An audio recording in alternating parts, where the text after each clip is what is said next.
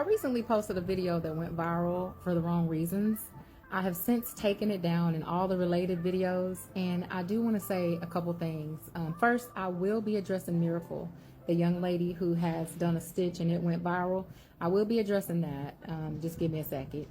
But first, I want to apologize. I want to apologize to all the people who I've offended, all the people who I've pissed off.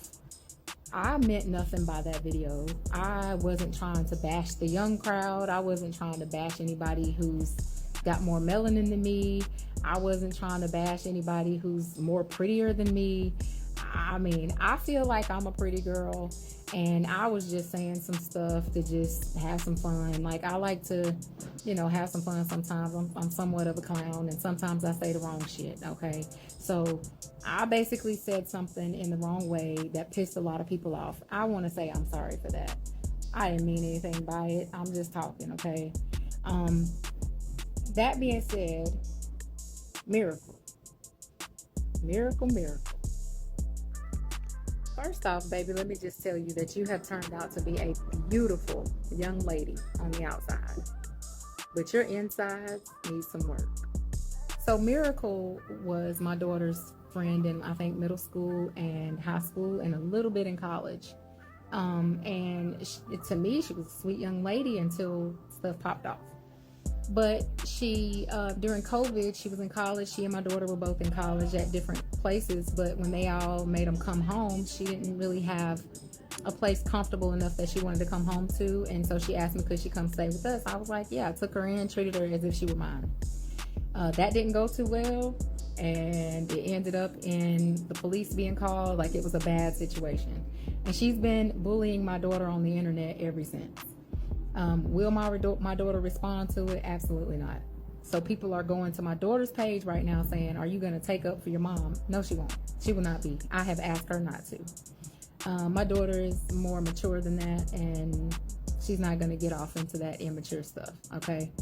So, but Miracle, I can't, for the life of me, understand you fat shaming somebody. Miracle called me a fat bitch, okay? I think a fat ugly bitch, if I'm being exact. I can't for the life of you understand you fat shaming anybody, knowing what you went through, baby, as a child. I can't understand that. And I'm not with knocking somebody, you know, while they down or, you know, whatever. So that's that on that. Miracle is the young lady who recently, I think within the last 4 or 5 months, was issued a warrant for her arrest because she beat an Uber driver up. That was a news reporter, I think.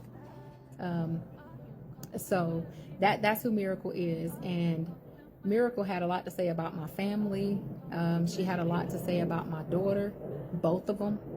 She ended up telling my daughter while she was doing her bullying rants that, I mean, imagine being a child, being in your teens, and one of your friends, after your sister dies, goes onto the internet because she's upset with you and tells you to go to hell with your dead sister. Who does that? Like, who does that? That is so mean. That is so mean, Miracle, and I hope that you go and get you the mental help that you need, so that you don't have to be mean to people. That's mean girl energy right there, and I really hope you go and get you some help for that. I don't know what, I know hurt people, but baby, you gotta let this go. You've been bullying my daughter, and now you done started on my family. Now my family's racist, and all this, like, you're doing the most. And so ultimately, you guys can believe her. You guys can believe what you want to believe, whichever side you want to believe. That's up to you. I am neither here nor there with it. I'm okay with whatever way y'all want to believe, because don't none of y'all pay my bills at the end of the day. And at the end of the day, I still believe I'm a pretty woman. So I want to again say I'm sorry that the words that I said pissed people off. And I hope that this actually helps you all heal from my internet abuse.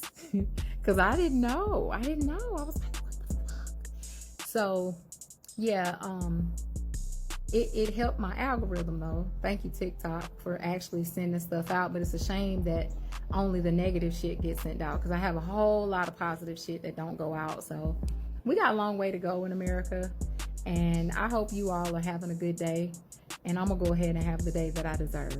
I love y'all. Bye. So if you're not familiar, this content creator went viral earlier this week for a video she shared about being pretty. She was talking about her pretty privilege, why her skin tone, her eye color, her hair caused her to get positive treatment. Now, obviously, the internet had a lot to say, people weighing in on her looks, questioning her age, and just being all kinds of mean and petty. Now, the internet can be a really cruel place, but if you understand a little bit about her journey, she's gone through a lot, and to my understanding, really went through a pretty dramatic weight loss journey. And so I'm sure there's an aspect of her that's really proud of herself and was really proud of the progress that she saw. So it's not uncommon for any person or any woman who's starting to feel herself or feel really confident in her body to, want to talk about it. So I could totally understand where she's coming from, but thought it was really mature of her to go on and apologize and basically just own the fact that she maybe come off in a way that could be considered offensive or just colorist to other people, and that was not her point. Now, I know there was another person who went viral who was saying all kind of shady stuff about her, which she did address in the video. And I'm not even gonna lie, it's definitely a case of he said, she said, because they both definitely have two different stories, and God only knows what the truth is.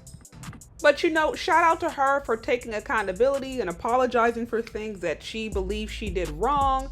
And, it's definitely a reminder on how important colorism, featureism, texturism, and ultimately pretty privilege is to women. Because let me tell you, that is something that drives the internet, particularly in the Black social media sector, the Black female social media sector. Pretty privilege, colorism, featureism, texturism will never go out of style, because it is just something that ladies either feel that they benefit from or they feel like they don't benefit from.